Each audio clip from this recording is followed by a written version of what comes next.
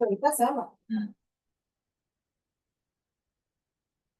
Stava ancora esistito. আপুরে গিয়ে বললেই তো হয়।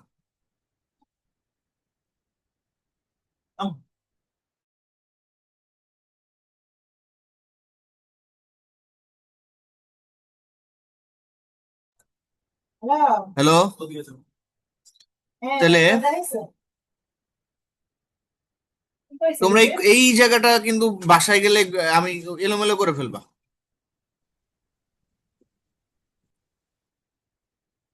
মারিয়া, রেনেসা, ফাহমিদা, তোমরা যারা আছো আমি চাই না যে এই জায়গাটা তোমরা এলোমেলো করো।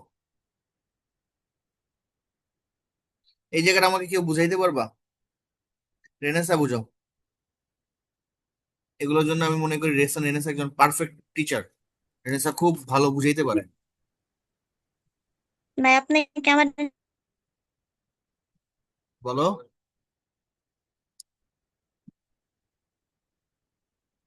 কিছু বলছো? আমার কথা কি শুনতে পাচ্ছো? শুনতেছি আমরা। সব চুপ কেন? রেনেসা তুমি বোঝাও। এই জায়গাটা একটু বুঝাও। দ্য ফেমাস থিওরি থেকে কন্ট্রোভার্সি। আচ্ছা চেষ্টা করি। ওকে। The famous theory of the three unities had no need of disbelief. মানে থ্রি ইউনিটিস যে ছিল যে ফেমাস থিওরিটা ওইটার মধ্যে ডিসবিলিভের কোনো দরকার নাই। The three unities were observed in classical drama only to make the imagined action appear real. তার মানে হচ্ছে মানে ক্লাসিক্যাল ড্রামাতে যে থ্রি ইউনিটির যে থিওরিটা ছিল ওটা ইউজ করা হয়তো ইমাজিন যে অ্যাকশন গুলা ছিল ওগুলা যাতে মানে রিয়েল হিসেবে মানে মনে করো। অ্যাপিয়ার হয় আর কি, যাতে রিয়েল মনে হয়। The violation of this unities put severe pressure on the audience. মানে ওই থ্রি ইউনিটিস এর যে ভায়োলেশনটা ছিল অর্থাৎ এটার মানে অনেক সিভিয়ার একটা প্রেশার পড়ছে অডিয়েন্সের উপরে, মানে তারা মানতে পারে না অনেকটা যে ওই মানে থ্রি ইউনিটিজ এর যে নির্দিষ্ট রুল আছে ওটার যে ভায়োলেশন হয়েছে ওই জিনিসটা আর কি। কি ভালো শুনেছে? দা মানে থ্রি ইউনিটিজ ওই ইমাজিনেশন মানে ইমাজিনারি জিনিসপত্রগুলা ওই ইয়ের মধ্যে ইউজ করা হয়েছে না। মানে আগে তো দেখা গেছে তার মানে ক্লাসিক্যাল ড্রামা। ক্লাসিক্যাল ড্রামায় যখন কাল্পনিক জিনিসগুলোকে রাইটাররা হ্যাঁ ইনক্লুড হ্যাঁ, করছে তখন ওই জিনিসগুলোকে তারা সহজে মেনে নিতে পারে নাই। কারণ ওই টাইমে তো এটা নর্মাল ছিল না, তো এটা তো মানে দেখা গেছে যে এই মাইথোলজির যে কাহিনীগুলা ওই সব কিছুই বেশি ইউজ হইতো বা রিয়েল ঘটনা এই টটনা তোমাকে এগুলা। এই মাইথোলজি স্পেলিং শিখেছে কে? কার থেকে যেন শিখছিলাম ভাইয়া। Myth, myth, not মাইথ। কি জানো এটা কই যেন শুনছিলাম। ঠিক আছে, মিথ। আর মাইথোলজি ওকে। বলবা না, মাইথ বলবা না, মিথোলজি, মিথ। ওকে। ঠিক আছে। ওকে, তারপর তারপরে বলো। the grasping of the theme became a hard task. মানে ওই যে থিমটা ওইটা মানে ক্যাচ করাটা অনেক কঠিন কাজ হয়ে দাঁড়াইছে, মানে ওটা সত্যি নাকি ইমাজিনারি এটা বোঝা অনেক কঠিন হয়ে দাঁড়াইছিল আর কি। Doctor Johnson stood against the principle of neoclassical critics. Doctor Johnson new classical যে আহ, সমালোচনাগুলো ছিল মানে সরি ক্রিটিকরা ছিল তাদের প্রিন্সিপালের বিরুদ্ধে দাঁড়াইছে। তাদের যে মানে নীতি নৈতিকতা না কি ধরে প্রিন্সিপালের বাংলাটা মনে পড়তেছে না আমার। প্রিন্সিপাল মানে হচ্ছে মূল বা নীতি। ঠিক আছে। হ্যাঁ হ্যাঁ, নীতির বিরুদ্ধে দাঁড়াইছে। Yet the debate continued and it was Coleridge who uttered the last word on the subject and finalized the controversy. আহ মানে এরপরেও আর কি ওই বাক বিতর্ক কোল- কন্টিনিউ ছিল এবং কোলরিজ হইতেছে কন্ট্রোভার্সি ইতি টানছে, মানে এই যে কন্ট্রোভার্সিটা ছিল এটা শেষ করছে। কিভাবে শেষ করছে বলো তো? মানে ওই যে ইয়ে করে কি বলে, মানে থ্রি ইউনিটিস জিনিসটাকে ওই ও ইয়ের মধ্যে ঢুকায় আর ও ইমাজিনারি তাদের ঘটনা যে টটনা তাদের যে ঢুকায়। ইমাজিনেশন নিয়ে ডাউট ছিল হ্যাঁ হ্যাঁ। বা ডিসবিলিফ নিয়ে ডাউট ছিল, সেজন্য নতুন একটা কনসেপ্ট দিছে, সেটা হচ্ছে the expression willing suspension of willing suspension disbelieve. Of disbelief. তোমাদের এই বিষয়টা নিয়ে কারো কোনো খুঁতখুঁতে স্বভাব আছে? ঠিক আছে, তোমরা যেন অডিয়েন্সের মতো খুঁতখুঁতে না হয়। ঠিক আছে, তাহলে তোমাদের তোমাদের কিন্তু এই সাসপেনশন গুলোকে আমার ব্রেক করতে, সাসপেনশন এই খুঁতখুঁতে স্বভাবগুলোকে সাসপেন্ড করতে হবে। Okay. Orthut would write on the theme of rustic life and persons, and Coleridge's creation should be subjected to person and create characters of the supernatural. তার মানে কোলরোজ ওরজোত ওই সময়টা রাস্টিক পিপলদের life and culture নিয়ে সে লেখালেখি করত, এবং কোলরিজের ক্রিয়েশন ছিল কি, should be subjected to persons and characters of the supernatural. তার ছিল অন্যদিকে মানুষের সাথে, ক্যারেক্টারের সাথে সুপারন্যাচারাল যে সম্পর্ক বা বিষয় ছিল সেগুলো নিয়ে আলোচনা করত। এই জায়গাটা একটু মার্ক করো। He said the incidents and the agents of a poem should remain outside the common experience of man and woman. এই জায়গাটা একটু বোল্ড করবা, ঠিক আছে? সে কি বলছে যে এই যে বিভিন্ন ইভেন্ট বা ইনসিডেন্ট বা অ্যাকশন আমরা বলি নাটকের বা কবিতার, এই অ্যাকশন গুলো অ্যান্ড এজেন্টস, এজেন্টস বলতে ক্যারেক্টার বুঝাইছে অথবা একটা কবিতা বুঝাইছে, should remain outside the common experience of man. এগুলো হওয়া উচিত কি, মানুষের এক্সপিরিয়েন্সের বাইরে, তাহলে মানুষ কি সেগুলো পড়তে বেশি আগ্রহী হবে। তার মানে তুমি যখন একটা কবিতা পড়বা বা একটা গল্প পড়বা, সেই গল্পটা যদি তোমার আইডিয়া যদি তোমার সাথে খুব বেশি রিলেটেবল হয়, তখন কিন্তু তোমার ওইটা একরকমের ভালো লাগা। যখন তোমার যদি ওইখানে আধ্যাত্মিক লেভেলের কিছু থাকে, তুমি কিন্তু তার ওইখানে ভালো লাগা বা বোঝাটা একটু কষ্টসাধ্য হলো, সেখানে কিন্তু তুমি অনেক কিছু নতুনত্ব শিখতে পারবা। Clear? In this poem, the interest would be transferred for those whose shadows of imagination for the moment, which constitutes the poetic faith. এই পোয়েমগুলোতে the interest would be transfer, তাদের যে এই যে বিভিন্ন জিনিস জানার ইচ্ছা বা imagination, for those shadows of imagination for this moment which constitute the poetic faith. তার মানে দেখো, আমরা কিন্তু পোয়েটিক ট্রুথ সম্পর্কে জানি যে পোয়েট্রি সবসময় সত্য কথা বলে, বা পোয়েট্রি মানুষকে জ্ঞান সরবরাহ করে, সত্য জ্ঞান সরবরাহ করে, সেটা হচ্ছে পোয়েটিক ট্রুথ। এবার পোয়েটিক ফেইথ, ফেইথ কি সেটা অলরেজ বলছে যে এই যে ইমাজিনেশন, এই যে যেগুলো ইমাজিনেশন আলোকে তৈরি করা হচ্ছে, এই ফর দ্য মোমেন্ট একটা সময়ের জন্য, which constitute the poetic faith, মানে মানুষ যখন এই কবিতাগুলো পড়ে, তারা এই কবিতাগুলোর মধ্যে দ্য পোয়েটিক ফেইথ পায় বলেই তারা পড়াশোনা করে। এটা নিয়ে কারো কোনো ডাউট, কারো কোনো কোশ্চেন, কারো কোনো অবজেকশন? আমার ক্লাসে তোমরা মাঝে মাঝে আমার যুক্তি বা রাইটারদের যুক্তি অবজেকশন করবা, ঠিক আছে? আমি এগুলো খুব পছন্দ করি, তাহলে তুমি শিখতে পারবে। আমি অনেক সময় অনেক রাইটারকে অবজেকশন করতাম, বিশেষ করে আমার সাথে যদি ডক্টর জনসনের দেখা হইতো, ওর সাথে আমার অনেকবার মারামারি লাগতো। বুঝছো? এই লোকটা শুধু শুধু খালি মানুষের ভুল ধরে, আমার ওকে একদমই পছন্দ না। ও আমার প্রিয় রাইটার জন ডান, যে খালি ভালোবাসতেই পছন্দ করতো, তার পিছনেও সে লাগছে। ঠিক আছে, তোমরা পড়ছো না এর আগে যে লাইফ অফ গুড কুলি? মরো। গুড মরন। তোমরা লাইফ অফ কুলি তো ভালো করে মনে হয় পড়ো নাই। লাইফ অফ কুলিতে সে ইয়ার প্রতি কি মেটাফিজিক্যাল পোয়েট্রিদের পিছনে লাগছে, মনে আছে?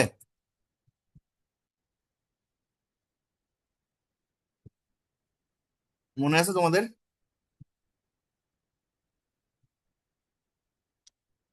আচ্ছা, তারপর পড়ছি, চলো।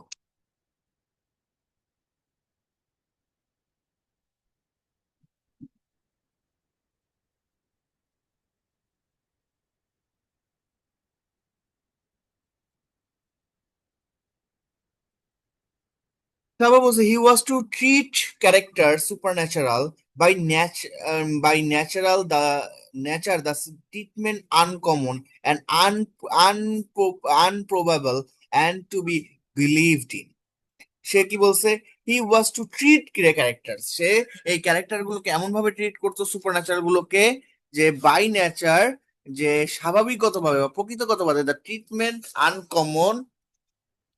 ট্রিটমেন্ট আনকমন অ্যান্ড ইমপ্রবাবল, যেগুলো কখনো আহ, ধারণাও করা যায় না, to be believed in, but the treatment was to be such that it would be transfer to readers mind. কিন্তু এই যে অবিশ্বাস করা যায় বা বিশ্বাস করার মতন এমন ঘটনাগুলো রিডারদের মনে দাগ কেটে যাইত। ঠিক আছে, to read the poem as suspension of disbelief.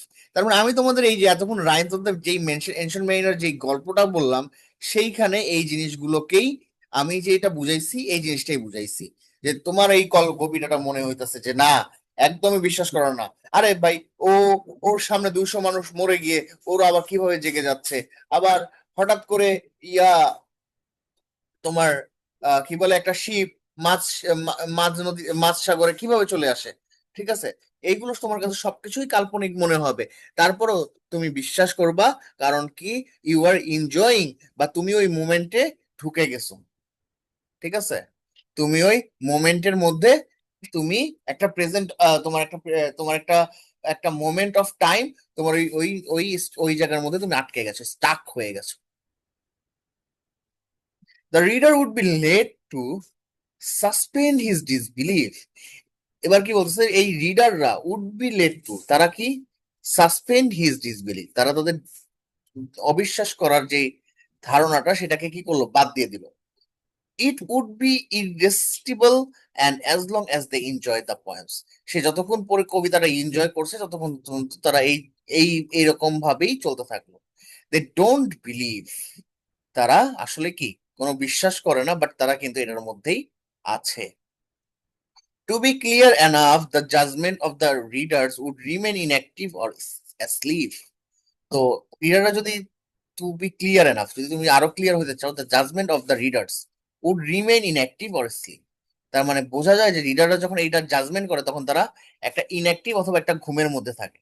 তার মানে তুমি যখন কবিতাটা পড়ছো, মনে হচ্ছে কি তুমি একটা অন্য জগতে হারায় হারায় গেছো, ধরো তুমি একটা ঘুম দিলা, ঘুমের মধ্যে তুমি একটা স্বপ্ন দেখছো, এরকম মনে হবে। কি ব্যাপারটা দারুণ না, বলো তো? কি মজার না বলো তো ঘটনাটা? হ্যাঁ, আচ্ছা, আজকে যে আমার এই ক্লাসটা কারা কারা বুঝছো বলো তো, এই পর্যন্ত যে বুঝছো প্লাস এনজয় করছো, কে কে? তোমরা তিনজন মোটামুটি অপিনিয়ন, হ্যাঁ। মোটামুটি বুঝছো, এনজয় করো নাই। আচ্ছা, এনজয় করাটা এক জিনিস, বুঝাটা এক জিনিস। বুঝাটা হলো কি, আমি এখন পরীক্ষা আসলে লিখতে পারবো, আর এনজয় করাটা হচ্ছে আমি এখন পরীক্ষা আসলে লিখতে পারবো না, বাট আমি এই ঘটনাটা আমি আরেকজনকে বলতে পারবো। এটা হচ্ছে এনজয় করা। যে এনজয় করে সে বলতে পারে, আর যে বুঝে সে লিখতে পারে। ঠিক আছে, একটা হচ্ছে তুমি পড়ে, আজকে আমি এটা পড়াই দিলাম, বাসায় 1 ঘন্টা পড়লা তুমি, তারপর তুমি এটা লিখতে পারবা। আর একটা হলো, আজকে আমি তোমাকে পড়াইলাম, তুমি খুব মনোযোগ দিয়ে শুনছো, বাট তুমি লিখো, বাসায় পড়াও নাই, বাট 1 সপ্তাহ পরে আমি জিজ্ঞাসা করলে তুমি বলতে পারবা, এটা হচ্ছে তুমি মনোযোগ দিয়ে শুনছো সেই জন্য। ঠিক আছে, তো তোমরা বুঝেছো, এনজয় করেছো, কে কে বুঝেছো, কে কে এনজয় করেছো, আমাকে একটু বলবা?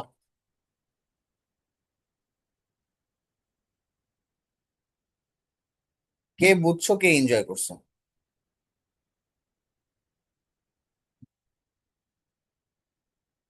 আমার পড়াটা পুরো অনর্থক হলো আজকে।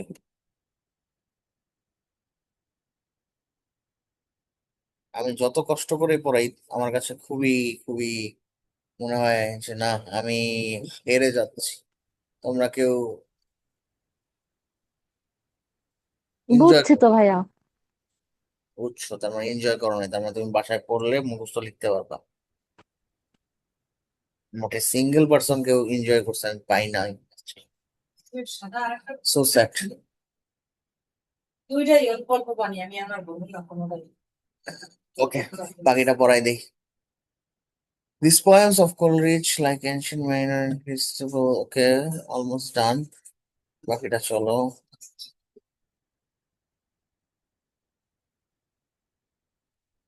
এই কবিতাটা বা এই ব্রডটা যেসব ফ্রেন্ড তোমাদেরকে পড়বে তাদেরকে জিজ্ঞাসা করো, ওরা তো আইদার বিশেষ করে যারা গাইড পড়বে ওরা তো মাথা নষ্ট হয়ে যাবে।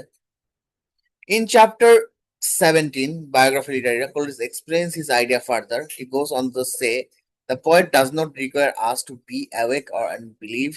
He solicits us only to yield ourselves to a dream. Coleridge এখানে এটার ব্যাখ্যা করছে। তিনি আবার বলে যে কবিরা, ঠিক আছে, যারা কবি তারা আমাদেরকে কখনো জেগে থেকে বিশ্বাস করতে বলে না। বলছে the poet does not require us to be awake or believe, যে তুমি জেগে থেকে বিশ্বাস করো। কি he solicits us only to yield ourselves to a dream, সে আমাকে বলছে তোমাকে এই কবিতাটা এমন ভাবে পড়ো যে তুমি একটা স্বপ্নে ডুবে আছো। He believes that reader on the spectators deludes himself into the dream and then to be awakened.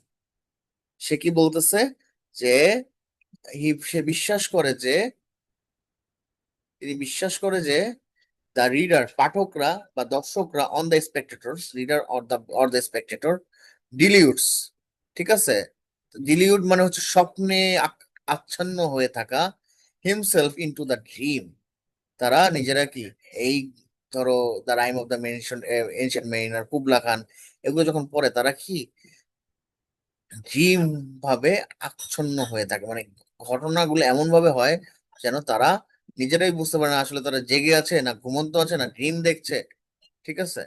and then to be awakened and the judgment pause to believe, এবং তারা যখন জেগে যায়, পরে জেগে ওঠে, তখন তারা বিচার ক্ষমতা স্থগিত করে রাখে, তাদের জাজমেন্ট ক্ষমতাটা বা তাদের পাওয়ার ক্ষমতাটা তারা অনেকটা সময়ের জন্য পজ হয়ে থাকে। His judgment is put to sleep for as long as we are reading his work or seeing the play in theater. বলছে কি এই তাদের যে জাজমেন্ট করাটা ক্ষমতাটা is put to sleep, ঘুমিয়ে থাকে, for as long as we are reading his work or seeing the play in the theater. মানে যতক্ষণ ওই গল্পটা বা ওই কবিতাটা চলমান ততক্ষণ তারা কি তাদের বিচার ক্ষমতাটা হারিয়ে ফেলে। The poet does not ask us to believe in what is present to him as reality. তার মানে কবি আমাদেরকে বলে না যে এই তুই বিশ্বাস করবি এটা। অর্জুন কলরিজ একবার বলছে যে Rime of the Ancient Mariner তোমাদেরকে বিশ্বাস করতে, বলো তো, the rhyme of the Ancient Mariner ঘটনাগুলোকে তোমাকে বলছে একবারও যে এটা সত্য করতে, প্রমাণ করতে? বাট তুমি যখন না। পড়ছো তখন তুমি একটা সময়ের জন্য কি তুমি বিশ্বাস করছো। Coleridge does not voluntarily suspend our judgment to believe. Coleridge কখনোই করে নাই সাসপেন্ড, আমাদের বাদ দিতে ইয়ে করে নাই, ইনফ্লুয়েন্স করে নাই টু বিলিভ, বিশ্বাস করাটাকে আমাদের বাদ দিতে বিশ্বাস ইয়া করে নাই। Only a momentary suspension of disbelieve is required for the enjoyment of imaginative literature. কারণ আমরা শুধু আমাদেরকে এনজয়মেন্ট, এই ইমাজিনেটিভ লিটারেচারটাকে উপভোগ করার জন্য এই কাজটা করে থাকি। We are not under the illusion that it is a reality. Only for a moment there is a voluntary remission of judgment such as happen in a dream. Okay. তারপর বলছে although the idea of fundamental suspension was present in new classism, এটা একটা new ক্লাসিজম plus একটা সময় একটা idea, Coleridge phrase give a final shape. এবং আমরা জানি যে ডক্টর জনসন এই আইডিয়া সম্পর্কে যখন এটা যখন ফার্স্ট আনছিল তখন সে এটা সম্পর্কে ক্রিটিসাইজ করছে। এই বেদব লোকটার কাজই হচ্ছে কোনো একটা জিনিস দেখলেই সেটার খুঁত ধরা, ঠিক আছে। আমার মনে হয় না সে তার বউয়ের সাথে একসাথে একটা ভালো সময় পার করছে, ঠিক আছে। His judgment is in a state of suspension for this time being. তার মানে জনসন এই সময়টাকে খুব আর কি এই জিনিসটাকে খুবই সাসপেক্ট করছে যে না এই মতবাদটা কোনোভাবেই খাটতে পারে না। Thus willing suspension of disbelief indicates the nature of poetry. এবং উইলিং সাসপেনশন অফ ডিসবিলিভ যখন বেরোয় তখন জনসন একদম চুপ হয়ে যায়। while reading the poems provided pleasure they derive through pleasure reality. তার মানে প্লেজার তখনই আসে যখন কি পাঠক আনন্দ উপভোগ করে। They have truths which suspension of disbelief imaginative literary owes its appeal to such suspension of disbelief. তো এটা সহজ আছে, তোমরা বাসায় পড়ে ফেলবা, পরে আমাকে লিখে দেখাবা সবাই না দেখে। এটা কিন্তু একটা হোমওয়ার্ক। ঠিক আছে, এটা কিন্তু পিডিএফ পরীক্ষায় আসবে। দিবেন কিভাবে? পিডিএফ দিব কিভাবে? হুম। মেসেঞ্জারে না, তোমরা আমাকে হোয়াটসঅ্যাপে একটু আগের গ্রুপে আমাকে দেখি। আপনি তো অ্যাডমিন ছিলেন, আমরা কিভাবে অ্যাড করবো? আচ্ছা, আমি দেখতেছি কি করা যায়, আর আজকে রাতের মধ্যে সলভ করার চেষ্টা করব। ঠিক আছে, ওকে। ওকে, বাই, আল্লাহ হাফেজ, have a good night, see you Tuesday.